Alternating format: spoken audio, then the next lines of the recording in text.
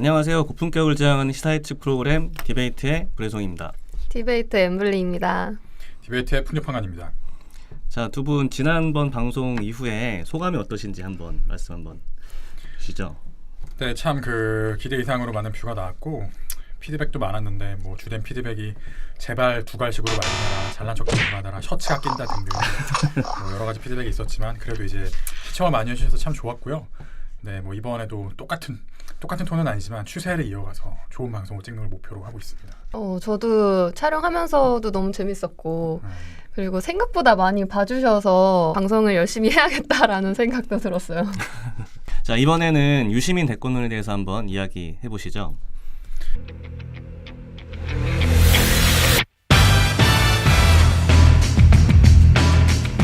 대권론 많은 분들이 이제 왜 많은 후보들도 있는데 정치를 안 하겠다고 한 유시민이 굳이 다루느냐 뭐 이렇게 생각하실 수도 있죠. 흥미 위주라고 생각하실 수도 있는데 저는 이제 어떤 근거를 가지고 다음에 민주당 계열의 대선 후보는 유시민이 될 수밖에 없다고 생각하고 있습니다. 왜 유시민이 나올 수밖에 없다고 생각하세요? 일단 제가 이제 지난번 방송에서 말씀드린 것처럼 지금 뭐 부동산 가격이나 자산 시장 폭락은 시작일 뿐이고 결국 문재인 정권의 지지율도 지금 위태위태한 상황이거든요. 근데 저는 이렇게 오래 갈 거라고 생각하지 않습니다. 그래서 결국은 유시민이 민주당의 다른 후보들도 집권을 할 수 있을 만큼 지금 민주당 계열의 지지율이 유지가 된다면은 굳이 유시민이 나오지도 않고 나오고 싶지도 않겠지만 저는 그렇게 생각하지 않거든요. 지금 정권이 과연 20년 집권이냐? 저는 다음 집권도 당장 어렵다고 봐요. 이낙연이라든지 김경수라든지 김부겸 이런 사람들은 어떻게든 뭐 이 정권에서 한 자리를 하고 있기 때문에 진보의 복지 정책으로 인해 나라가 망했다라는 홍카콜라의 프로파간다에서 벗어날 수가 없을 것이고 결국은 이제 대중적인 인지도도 좋고 그 문재인 정권과도 조금 발을 떨어뜨려 놓고 있는 유시민이 될 수밖에 없지 않나 이렇게 생각하는 거죠. 저는 3의 길은 없다고 생각을 해요. 3의 길은 없다고 생각한다는 게 뭐냐면은 뭐 성장이냐 복지냐 가운데서 뭐 두 가지를 원활하게 다 취할 수 있다 이런 길은 사실 위기 시에는 없다고 생각하는데 그렇다고 사람들이 뭐 노동 유연성을 극단적으로 강조를 하고 뭐 수출 드라이브를 해서 뭐 옛날처럼 경기를 살려야 된다 이런 이야기가 더 이상 어필할 수 있는 시대는 지났거든요. 그런 점에서 3의 길이 없다고 하더라도 유시민은 3의 길을 어떻게 보면은 제시할 수 있는 사람이고 보수도 아니고 진보도 아니고 다른 가치가 있다.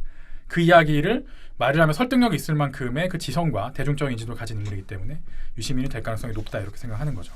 일종의 지금 여당의 정권 연장을 위한 구원투수의 역할을 할 거다. 네, 정확한 표현인 것 같습니다. 네. 그럼 만약에 뭐 출마를 할 가능성이 높다고 하면 출마와 또 당선은 별개의 이야기잖아요. 네. 당선 가능성도 높다고 보시나요? 당연히 높다고 봅니다. 왜냐하면은 제가 말씀드린 것처럼 그 3의 길을 제시한다는 거 아무나 할 수 있는 게 아니거든요. 이를테면 뭐 이재명, 임종석 뭐 이런 사람들은 사람들이 이미 이미지 자체가 완전히 왼쪽이다.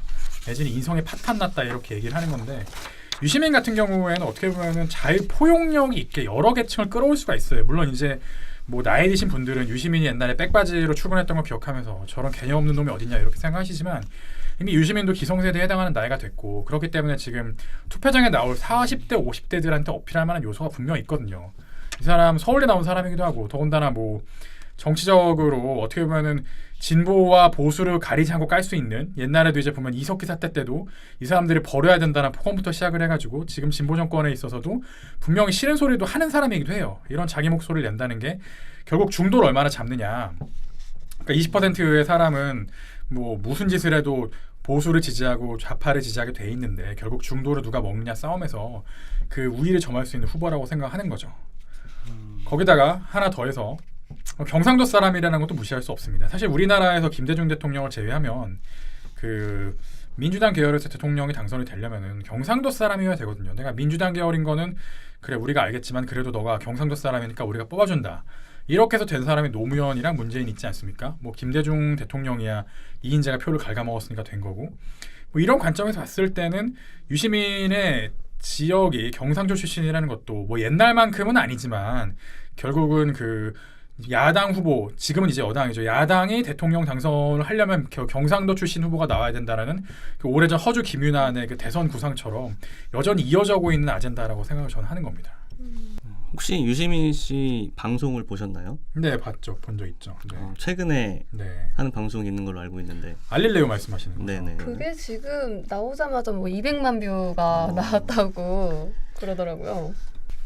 저는 이제 그 유시민 씨의 한계라고 생각하는 게 사실 저는 안 그럴 줄 알았는데 좀 실망한 게 유시민 씨도 결국은 자기랑 같은 계열 사람들에 대해서 실제 현실에 비해서 좀 옹호하려는 그런 면이 있더라고요. 그러니까 알릴레오가 물론 담고 있는 내용이 막연히 이제 보수가 담고 있는 프로파간다에서 잘못 알고 있는 사실을 밝힌다 이런 취지는 좋은데 제가 봤을 때는 그 팩트에 어긋나서 무리하게 뭐 옹호를 하는 그런 부분도 있거든요. 근데 제가 이런 옹호를 뭐 그 홍준표 의원이나 아니면은 전원책 씨가 했으면 좀 실망을 덜했을 텐데 유시민 씨가 한다는 거에 대해서도 결국은 사람은 어쩔 수가 없구나. 그리고 어떤 면에서는 사실 더 심할 수도 있어요. 유시민 씨가 뭐 권위주의와는 아주 동떨어진 사람이고 운동권 특유의 그 권위주의가 싫어가지고 학생 시절에도 선배들이랑 많이 싸우기도 하고 또 뭐 추가적으로 국회의원이 되고 나서도 백바지 입고 국회에 출근한 것부터 시작해서 여러 뭐 보수적 자기가 자칭 진보라고 말하는 이미 기득권화된 그 권위주의적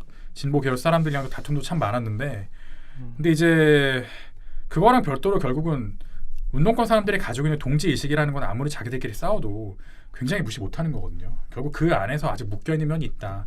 그런 점에서 유시민 씨가 대선 후보로 나와서 당선이 된다면은 다른 진보계열 후보보다는 나을 수는 있지만 결국은 이 분도 그 프레임에서 100% 벗어날 수는 없을 것이다라는 그런 한계점을 미리 예측을 하는 거죠.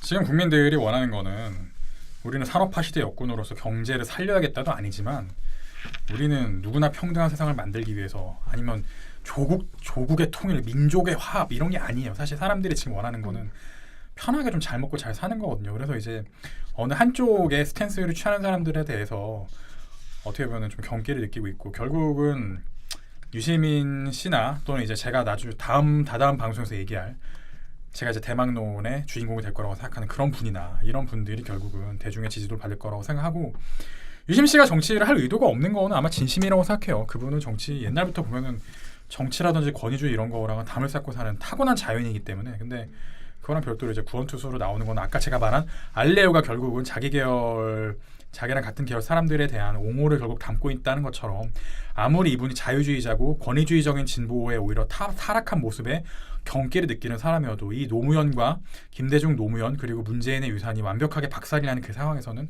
나올 수밖에 없을 것이다 이렇게 생각하는 거죠.